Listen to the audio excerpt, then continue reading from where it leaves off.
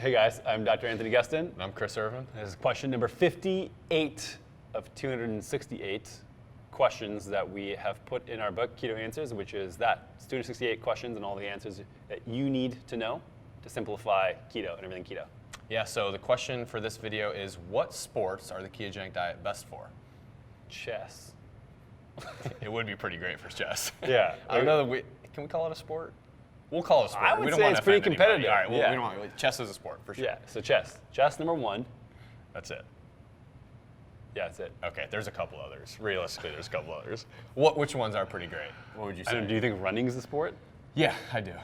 Yeah, I do think running is a sport. Okay. So running, the sport of running. We know endurance exercise Yeah, so is a great one. Yeah, anything endurance activity is sort of the best. We've seen that now for many years. People, triathletes, ultra marathoners, really, really long distance, people are finding tremendous benefits of a ketogenic diet. Why would that be?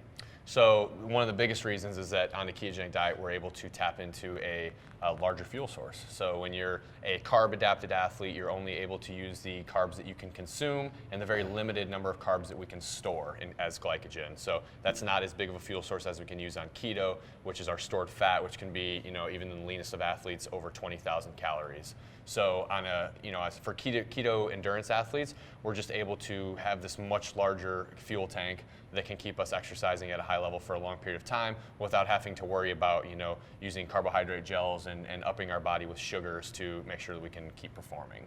Yeah, so it's sort of a spectrum. So endurance athletes are on one side, power athletes are on the other as far as energy demands.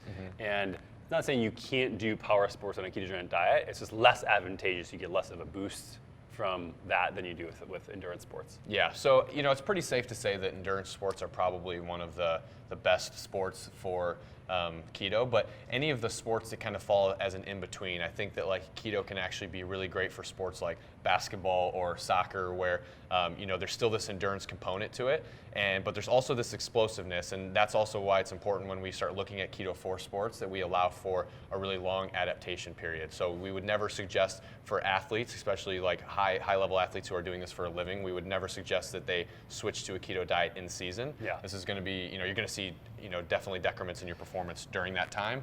But if you use the off season as a time to adapt, you can experience those endurance benefits that come from it, but also be able to get your power back and your strength back so you can compete at a high level.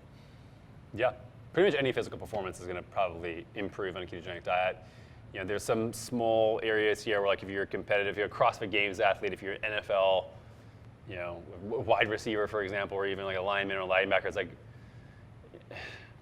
we have done little research on that, but it may be advantageous to have ketones in the presence of carbohydrates in some of these sports to really get the maximum benefit of either. Yeah, and I think that brings up a good point that being able to training in a state that gets you into ketosis is going to have a lot of advantages, and then we know that you are a little bit more insulin sensitive. You have a lot of metabolic advantages when you're in keto that you can actually use carbohydrates strategically. So for some of these sports where there could be benefits to carbs, you can this training in a low carb state and then using them strategically before performance can be great. But I think for a lot of the sports you just mentioned, like football, and also when we start contact sports in general, so like MMA and whatnot, there's another component to it, which is our overall health that I think is really important to take into consideration, like these sports that can cause a lot of head trauma, concussions, TBI, things like that. Yeah, not only that, but ketogenic diet can be way better for recovery than eating a lot of carbs. So if you can stay primarily in a keto state throughout the training session, and then like you said, on training days and performance days, pop in some carbohydrates, but then go back to in your recovery zone, whether that's a week or a couple of days. Ketogenic diet is great for inflammation. It's great for all this different type of stuff. So it increases blood flow, all this. So. Yeah, I think that's a really great thing to consider. So, look at a lot of we'll consider high-end athletes out there who have really gifted athletic abilities and they're consuming pretty crappy diets. I think there's a lot of athletes out there that aren't focusing on their diets. Cutting out carbohydrates is not going to impair their performance. I think that getting healthier and having better quality food in their diet and having this advantage of having ketones available is going to lead to performance in most cases. So I don't think it's something that people need to be worried about as long as they're giving themselves enough time to adapt. Yeah. If you're looking to simplify everything you need to know about the world's most confusing diet, head on over to Amazon.com and pick up Keto Answers today. The best part about it is that you're not just getting basic information. It's almost like you're getting a tiny little version of me and Chris shrunk down, put in your pocket to answer every question you have along your way. And that's not weird, it's beneficial. It's the best.